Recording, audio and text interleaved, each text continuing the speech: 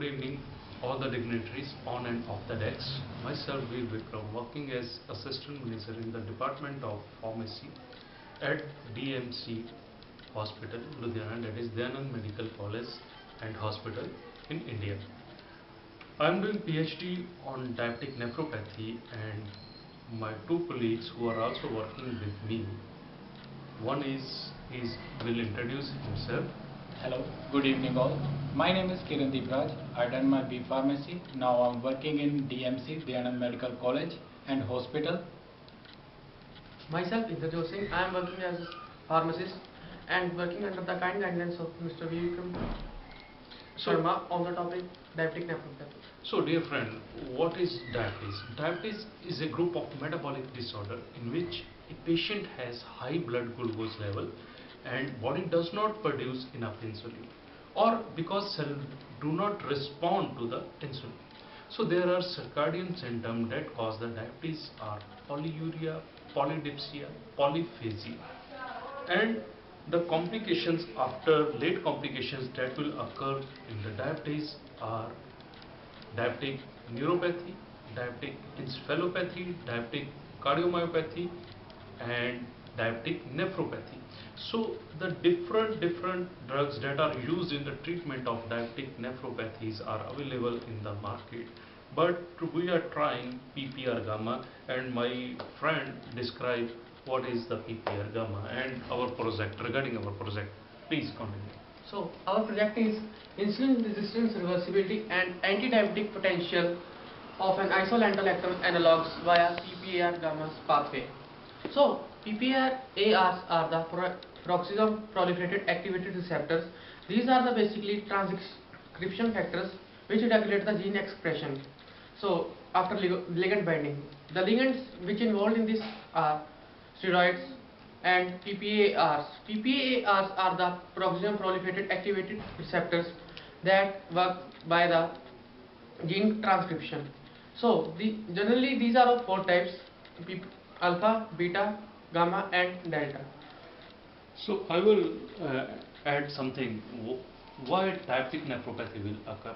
Due to the increased level of glucose that cause the hyperglycemia, and due to the hyperglycemia, different pathways that are involved in the diabetic nephropathy, that is hexosin pathway, protein kinase pathway, polyol pathway, non-enzymatic glycation that will increase during the diabetes, and glucose autooxidation. After this, there is increase of diacetyl glycerol, advanced glycation end product, and reactive oxygen species. Hexosin pathway and protein kinase pathway that affect on the growth factor, transforming growth factor alpha, and the renal structures of the kidney is changed, that cause the diabetic nephropathy. And diabetic nephropathy is the microvascular complication of diabetes mellitus that is morphologically characterized by thickening of glomerular basement membrane and expansion of mesangial cell. The symptoms of diabetic nephropathies are hyperfiltrations, extracellular matrix decompositions, thickening of glomerular basement membrane, albumin excretions, and tubulointerstitial fibrosis.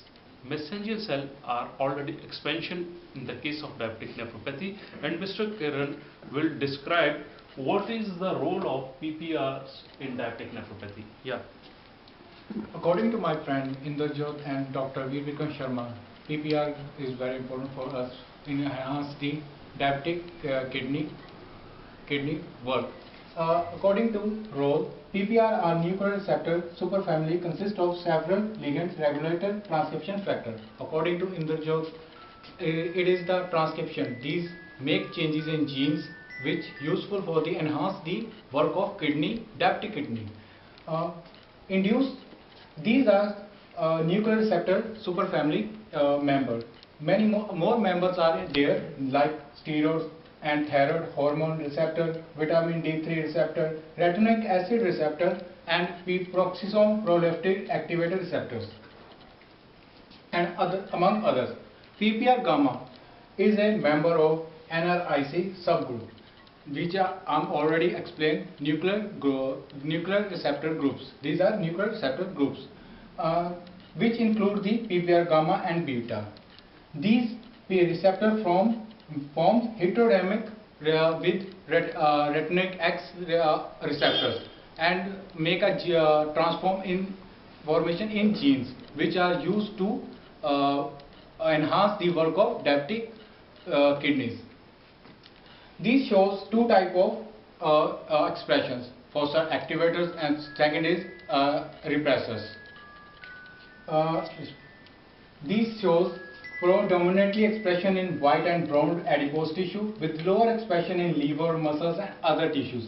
PPR ligands including superspecies diverse set of normal ligands such as linoleic, eicosapentaenoic acid compounds and several non-steroid and anti-inflammatory drugs, and variety of new chemical classes originally identified as a regulator of adipogenesis. PPR gamma was thought out the mediator of the action of the thiazides surely through its action in adipose tissues. However, its subsequent studies until the tissue, specifically PPR gamma genes knockout, have demonstrated a complex role for PPR gamma in whole body. Insulin sensitivity involves the multiple tissue including liver and muscles. So the mechanism that will explain by the Mr. Yeah, please. Okay. Mechanism of action is like PPARs are the transcription factors, that is they regulate the transcription of genes in respect to ligand binding.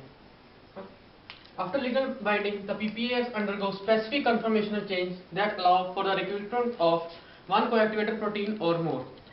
Ligands differ in their ability to interact with the co-activators, which explain the various biological responses observed. PPR gammas regulate or work in response by the two processes which involves transactivation and transrepression. In transactivation, which is DNA dependent mechanism, PPR form a heterodimer complex with retinoid X receptor, which is RXR. I repeat.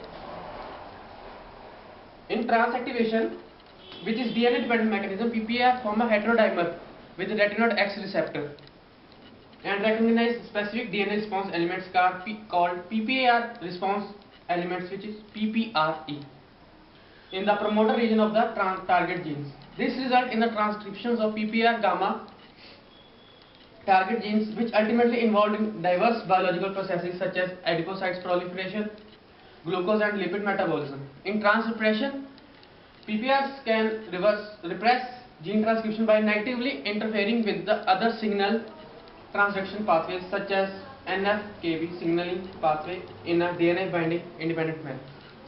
Why we are using partial PPR gamma?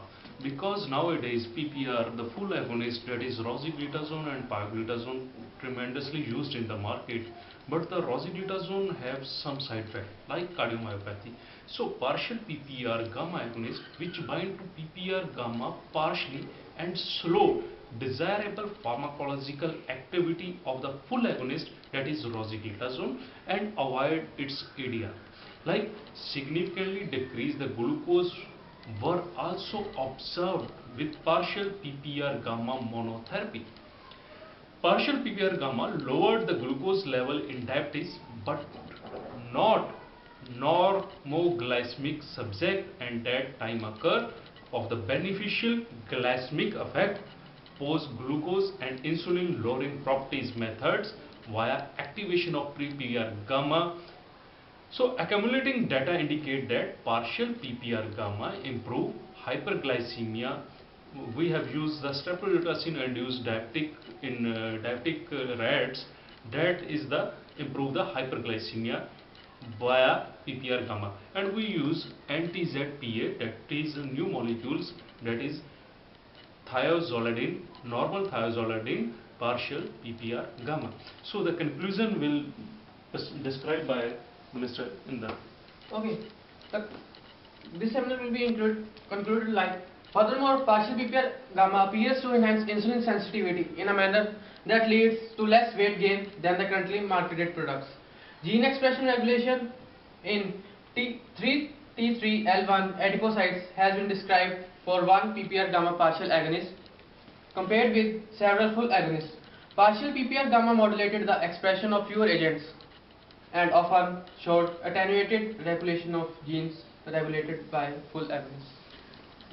So thanks friends, we are doing some little work on this, and one of our paper is also published in renowned journals, that is RPPR gamma's agonist irrational therapy strategy in prevention abnormality in diabetic kidney, that is available on the net.